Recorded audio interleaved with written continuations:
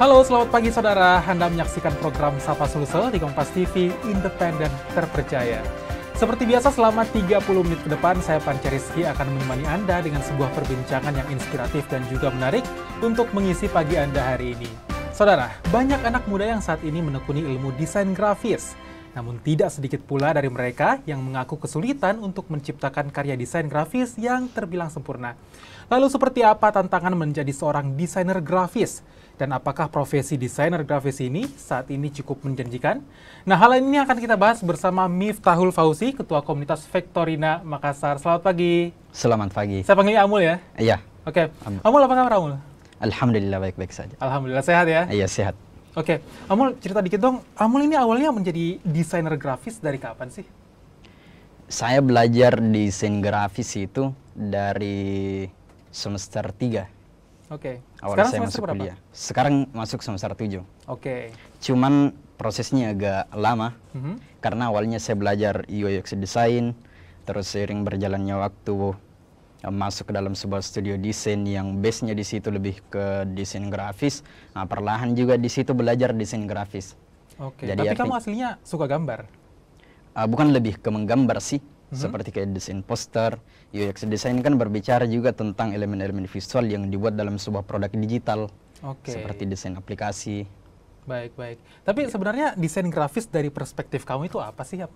Sebenarnya kalau desain grafis dari perspektif saya itu ya sekarang sudah lebih terscale ya. Artinya desain grafis itu sekarang cakupannya banyak. Karena berbicara juga tentang elemen visualnya seperti ilustrasi. Artinya orang-orang yang ilustrator itu juga bisa dikatakan desain grafis. Orang yang mendesain yang di dalamnya ada berupa fotografi atau gambar itu juga bisa dikatakan sebagai desain grafis.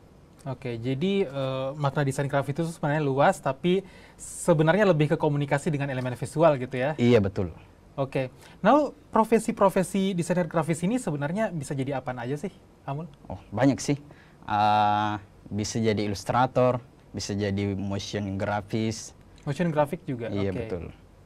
Cuman biasanya kan kalau agensi-agensi hiringnya itu dengan atas nama desain grafis saja. Cuman job desk-nya dalam itu banyak. Bisa jadi motion grafis designer, bisa jadi ilustrator, bisa jadi membuat desain poster begitu. Oke. Nah, dalam satu karya nih atau desain grafis nih, elemen-elemen yang perlu diperhatikan apa sih, Amul? Yang paling penting sebenarnya seperti tipografi. Apa itu tipografi? Penulisan fontnya, huruf. Oke, jenis huruf gitu ya, Iya, model-model artinya hurufnya seperti itu. dalam tipografi yang perlu diperhatikan itu adalah hierarkinya. Hierarki dalam sebuah desain. Artinya yang mau ditonjolkan dalam informasi itu apa, itu yang perlu diperbesar hurufnya misalnya. Oke, hierarki itu dari apa yang paling penting dulu nih yang mau ditonjolkan gitu ya? Iya, apa yang paling mau ditonjolkan dalam hierarki itu. Oke. Supaya kesan visualnya lebih tertata rapi dan informasi lebih mudah dicerna oleh orang yang melihat desain itu. Oke, baik. Nah, selain tipografi ada apa lagi? Ada warna. Warna kan menentukan sebenarnya seperti kalau misal desain dalam logo, artinya warna ini menentukan sebuah perspektif terhadap brand. Oke, perspektif seperti apa? Perspektif bahwasanya kayak misal logo Gojek warnanya hijau, artinya ada sebuah bentuk pendefinisian terhadap brand melalui warnanya. Oke, jadi jenis warna itu menentukan ini arahnya kemana nih? Iya, betul. Contoh dong, misalnya nih, warna merah itu melambangkan apa? Kalau warna merah kan lebih melambangkan keberanian misalnya. Oke, berarti cocoknya dipakai untuk desain seperti apa, Amul? Misalnya mungkin yang banyak itu kayak logonya PC mungkin yang pakai warna merah begitu. Olahraga semangat gitu ya? Iya, betul, yang lebih ke semangat begitu. Oke, lalu warna hijau tadi hubungannya dengan Gojek, misalnya dari perspektifnya Amul? Kalau saya warna hijau kan lebih kayak hal-hal yang kelihatan segar begitu. Artinya sesuatu yang selalu berharap terhadap sebuah bentuk perkembangan dari warna hijau itu. Oke. Nah, bicara soal desain grafis ini, tentu kan ada tools yang dipakai atau betul. aplikasinya. Nah, itu apa-apa aja, Amul? Banyak sih. Ada misalnya Adobe Illustrator, ada Adobe Photoshop, ada juga bisa juga Figma, ada juga tools seperti Canva. Sebenarnya menjadi seorang desain grafis ya tools tidak menjadi permasalahan. Mau pakai tools apa saja, yang penting itu sebenarnya adalah bagaimana dia membuat sebuah ide desain yang menarik. Toolsnya ya tergantung nyamannya di mana. Baik. Jadi apapun tulisnya tidak masalah, yang penting idenya gitu ya. Iya, betul. Nah, bicara soal ide nih, Amul, yang biasanya kamu jadikan inspirasi ketika mendesain sesuatu, misalnya produk atau flyer gitu. Iya, itu kamu ambil inspirasinya dari mana? Lihat-lihat dulu kah atau kamu seperti apa? Iya, sebenarnya ada beberapa tahap mencari referensi. Misalnya saya mencari di platform-platform digital seperti Pinterest, Behance, Freepik dan lain sebagainya. Itu kan proses mencari referensi secara digital. Bisa juga mencari referensi dari poster-poster yang ada misalnya, yang terpajang di beberapa toko misalnya. Itu juga bisa dijadikan referensi begitu. Jadi bisa dibilang tidak serta-merta meniru gitu ya? Iya, tapi tidak serta-merta. ambil idenya aja dari situ. Iya, betul. Nah, lalu ini kan produk dari desain grafis itu kan sebenarnya adalah ke idenya. Kita menjual sesuatu yang abstrak nih. Iya, betul. Nah, kalau boleh tahu, nentuin harganya itu seperti apa sih kalau seorang desainer grafis profesional? Sebenarnya tergantung apanya, tergantung dari value desain grafisnya. Value itu seperti apa? Value-nya kalau misal ya artinya dia menjadi seorang desain grafis yang memang sudah terpercaya, artinya banyak produk-produk yang sudah dia buat sebelumnya yang membuat klien ini merasa dijanjikan dengan ketika dia bekerja sama dengan seorang desain grafis itu. Berarti bisa saya bilang jam terbang juga pengaruh gitu ya? Iya, betul. Harga juga mempengaruhi, jam terbang juga mempengaruhi harga misalnya. Gitu. Nah, sejauh ini kamu menjadi desain grafis dari semester 3 hingga sekarang semester 7. Kalau boleh cerita dikit dong, kamu udah bikin apa-apa aja nih? Ada beberapa yang saya bikin seperti aplikasi Laporin namanya, aplikasi kerusakan jalan. Itu kan dibuat berdasarkan hasil UX research, kemudian divisualisasikan dalam bentuk UI design. Ada juga ya, website sebuah agensi digital. Sama juga itu berasal dari sebuah research, kemudian diimplementasikan dalam bentuk UI design. Karena kalau saya lebih ke UI UX design, artinya membuat sebuah desain produk digital. UI itu user interface gitu ya, bagaimana seseorang nyaman menggunakan aplikasi itu dari segi tampilannya. Iya, betul. Jadi kamu ini desain grafis lebih ke aplikasi gitu ya? Iya, betul. Tapi punya pengalaman untuk desain flyer misalnya atau? Iya, karena di salah satu studio yang tempat freelance itu lebih ke desain grafis. Artinya buat sebuah template yang kemudian dipublish di Canva untuk orang-orang pakai, yang orang yang tidak paham desain bisa membuat sebuah flyer dengan instan melalui Canva. Artinya saya penyedia stok di situ kalau di studio tempat saya kerja. Itu dia. Nah, berikutnya nih, Amul ini sebenarnya adalah ketua dari komunitas Vectorina Makassar. Nah, saya tertarik untuk tahu nih lebih banyak tentang komunitasnya Amul, tapi seusai jeda, tetaplah bersama kami di Sapa Sulsel.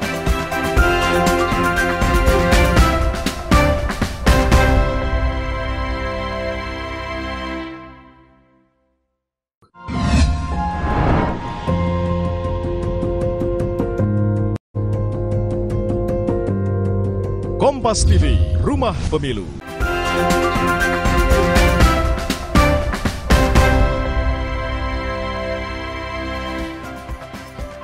Anda kembali menyaksikan Sapa Sulsel, masih di Kompas TV, independen, terpercaya, dan masih ditemani Amul, ketua dari komunitas Vectorina Makassar. Nah, Amul ini kan sebenarnya adalah ketua dari komunitas Vectorina Makassar. Cerita dong, Vectorina Makassar ini sebenarnya apa sih? Vectorina Makassar itu adalah sebuah komunitas desain grafis Makassar yang awalnya sebenarnya komunitas vektor tok saja. Itulah kenapa dikatakan sebagai Vectorina, karena untuk komunitas vektor tok saja. Namun seiring berjalannya waktu, karena melihat belum ada yang bisa menampung desainer grafis Makassar dalam sebuah bentuk komunitas, makanya Vectorina yang sudah berdiri jauh sebelumnya ini yang kemudian di-scale. Berkembang gitu ya? Iya, berkembang untuk cakupannya lebih luas, yang awalnya untuk orang-orang vektor saja, di-scale menjadi untuk semua desainer grafis. Ngomongin soal vektor. Vektor itu sendiri sebenarnya apa sih, Amul? Kalau vektor sendiri itu sebenarnya kayak berupa titik yang kemudian mempunyai banyak warna begitu. berarti ini merujuk ke gimana ini maksudnya?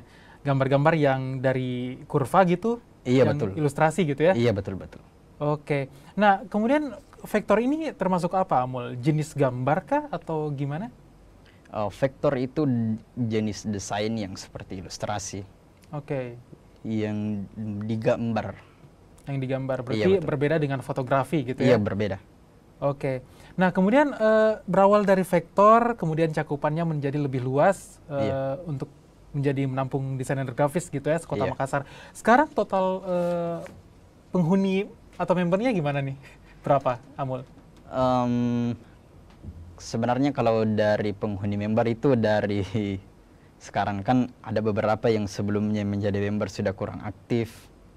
Karena sebenarnya membernya ini tidak dibatasi. Jadi kalau misal buat kegiatan, artinya cakupannya orang-orangnya bisa di luar dari luar member. Oke, tapi ada pengurus inti? Ada pengurus Oke. 15 orang. 15 orang. Nah, itu Iya. perannya gimana tuh strukturnya? Ada ketua, ada sekretaris, ada bendahara, ada yang di bagian kominfo. Itu fokus ke bagaimana dia mempublish ke media-media begitu. Oke, ini komunitas yang berdiri sejak tahun 2014 gitu Iya, ya? tahun 2014. Oke, itu kamu sudah menjadi ketua yang keberapa nih? Yang keempat. Yang keempat? Iya. Oke, berarti ganti ketuanya setiap per berapa periode? Amul? 3 tahun. Per 3 tahun Iya. untuk ganti ketua gitu ya? Iya. Oke, nah kegiatan rutin yang dilakukan Vektorina Makassar sendiri itu kalau boleh tahu nih apa sih? Seperti workshop. Workshop? Workshop, Oke. iya. Cuman temanya yang lebih universal, tidak lebih ke teknis. Karena artinya kalau lebih ke teknis ya mudah didapatkan ke di platform-platform digital. Oke, Jadi YouTube gitu ya? Iya, betul. Oke, Kalau kemarin-kemarin juga seperti ada Vectorial Inspiring. itu apa? Itu kegiatan pembelajaran yang yang membutuhkan beberapa peserta. Oke, nah ini kegiatan yang ditujukan untuk mengembangkan para member aja nih, workshopnya untuk katakanlah terbatas, Iya. atau dilempar untuk umum? Dilempar untuk umum. Oke, kalau mau ikut gimana, Amul? Langsung datang saja ke tempatnya, Oke, ke tempat workshopnya. nah ini kegiatan yang dilakukan per berapa ini sih? Per berapa bulan kah atau minggu? 1 kali sebulan. Sekali sebulan? Iya. Oke, bertempat di? Tempatnya menyesuaikan. Oke. Tidak ada tempat yang paten, tempatnya menyesuaikan. Oke, lalu untuk mengakses informasi di mana kemudian Vektorina Makassar melakukan kegiatan itu di mana, Amul? Di Instagram Vektorina Makassar. Di Instagram Vektorina. @Vektorina Makassar. Iya, betul. Oke, nah Amul, komunitas yang berdiri dari 2014 hingga sekarang gitu ya. Iya. Nah, ini ada unggulan-unggulan yang sudah atau jebolan-jebolan dari komunitas ini yang sudah jadi desainer grafis profesional kah? Sudah banyak sih. Sudah banyak. Iya, Contoh sudah dong? banyak. Contohnya kayak salah satu ketua Vektorina Makassar yang pertama ini juga sudah buat studio namanya Philips.co. Sorry, apa namanya? Philips.co. Philips.co. Philips. Philips. Oke, Iya. itu di mana? Tempatnya di Aropala. Oke. Iya. Ada juga banyak sih kalau berbicara tentang orang-orang yang dalam komunitas yang mendirikan studio begitu. Oke. Nah, tapi untuk jadi seorang desainer grafis ini sebenarnya susah nggak sih? Artinya untuk kalau misalnya seorang mau menjadi desainer grafis harus mempunyai latar belakang yang mumpuni atau bisa juga dari otodidak seperti itu, Amul? Bisa sih sebenarnya dari otodidak. Oke. Artinya tidak perlu dari latar belakang yang mumpuni. Mungkin kalau dari sisi latar belakang yang mumpuni itu hanya akan sedikit mempercepat begitu. Sedangkan kalau belajar otodidak tanpa dari latar belakang yang mumpuni, ya mungkin akan sedikit perlahan, tapi ya hasilnya juga pasti bakalan sama tergantung bagaimana dari proses seseorang belajar.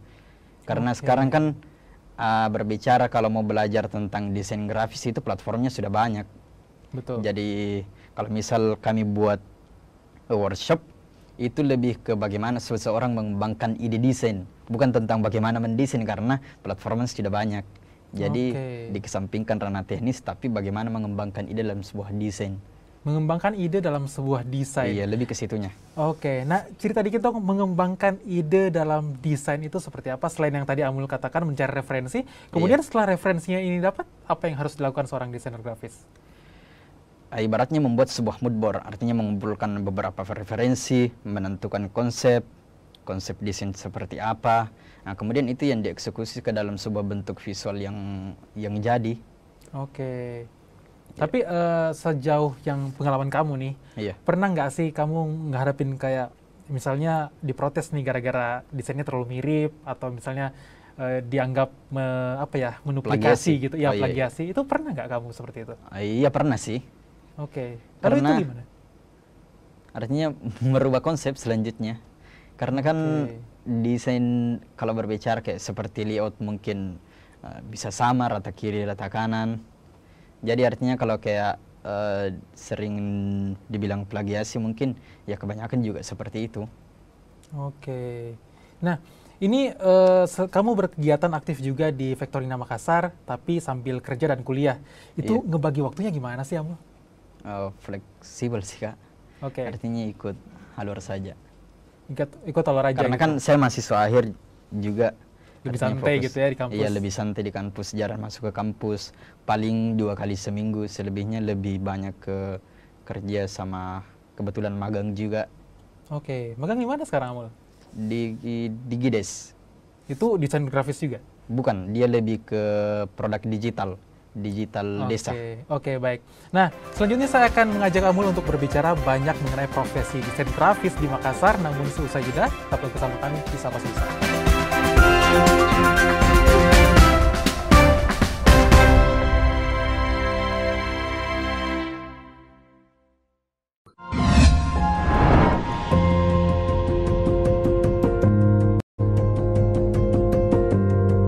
Kompas TV, Rumah Pemilu.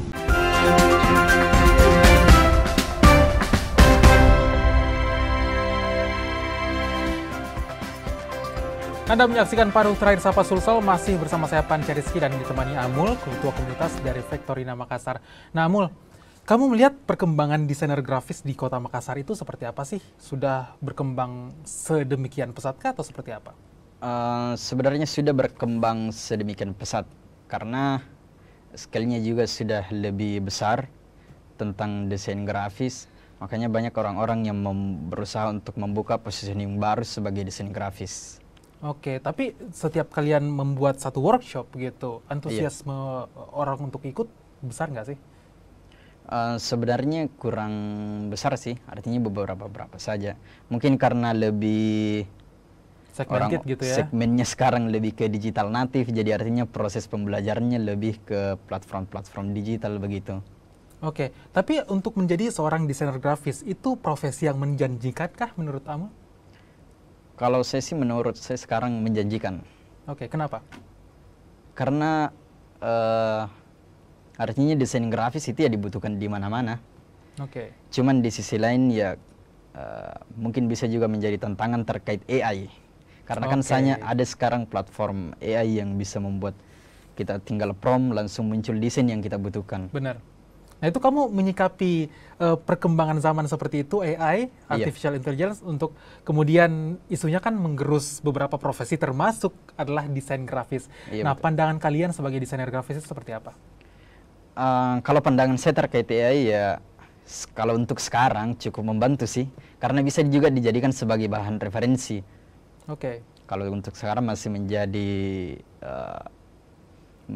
menjadi peluang untuk mengembangkan skill desain grafis. Namun entah bagaimana ke depannya kalau ini sebenarnya menjadi tantangan terkait AI itu sendiri.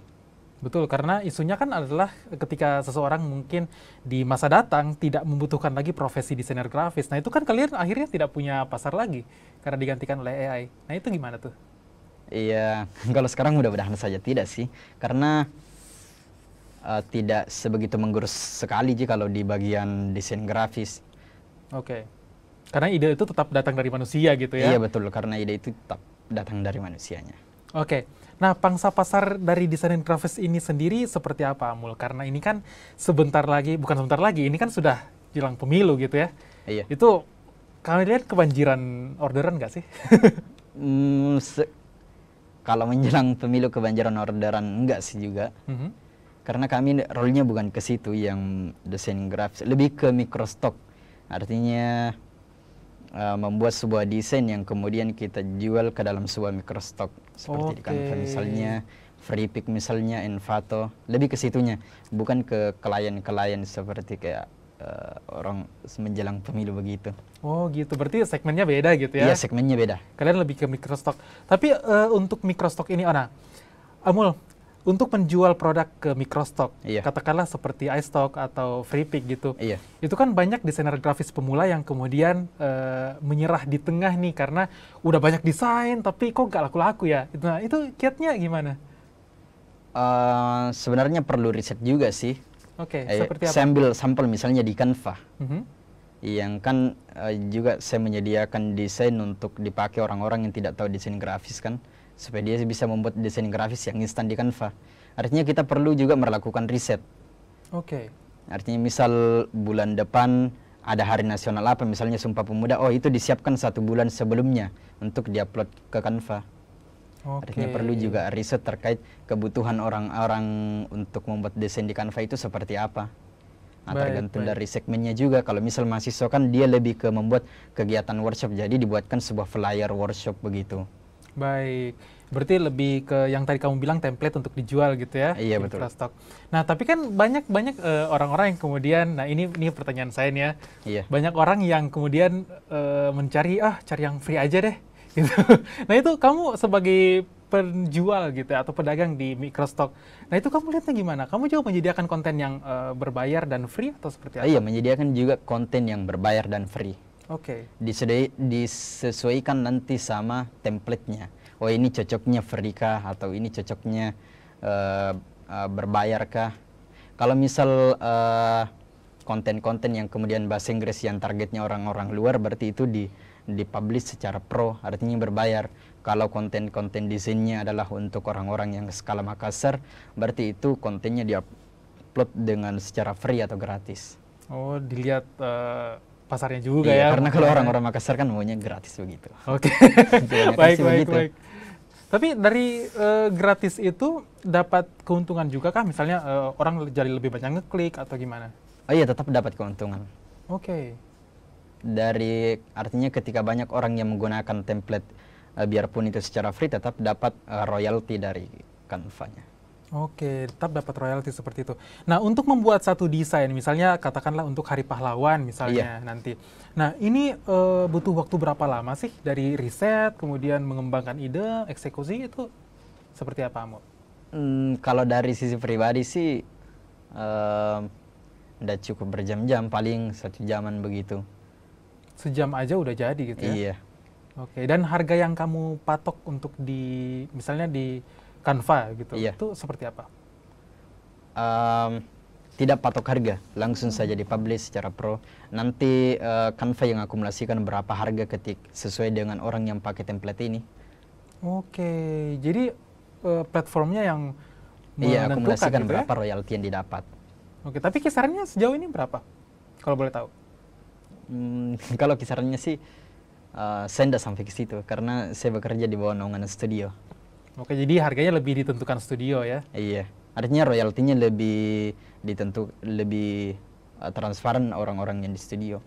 Oke, baik. Nah, Amul, saya mau Amul kasih tips dan trik dong ke pemirsa Sapa Sulsel, apalagi nih mungkin anak-anak SMA atau anak-anak kuliah yang baru mau belajar desain grafis juga, untuk menjadi desain grafis juga.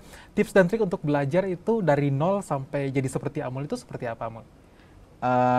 Kalau saya yang pertama kan proses menentukan sebenarnya saya mau ke mana. Artinya kan kalau dalam desain grafis itu kan banyak. Kalau saya awalnya mempelajari semuanya dulu, saya juga pernah belajar ilustrator, namun kayak seperti tidak tertarik gitu untuk menggambar, seret. Jadi artinya mencoba semua dulu dalam sebuah konsep desain grafis itu, skill-skillnya apa saja. Nah kemudian nanti ditentukan nyamannya di mana.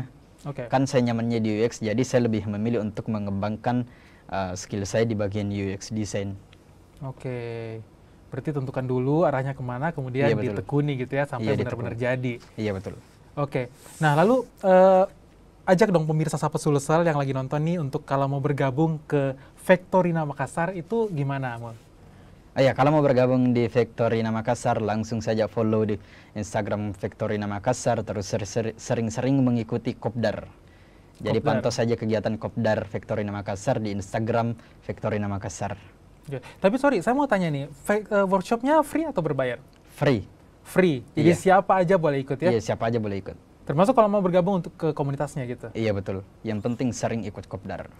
Yang penting sering ikut Kopdar. Iya betul. Oke, baik. Kalau gitu terima kasih Amul sudah berbagi inspirasi pagi ini di Sapa Sulsel. Iya. Sukses Amin. profesinya. Amin. Tapi nanti setelah lulus kuliah, ingin betul-betul menekuni desain grafis ini. Iya. Tetap di desain grafis.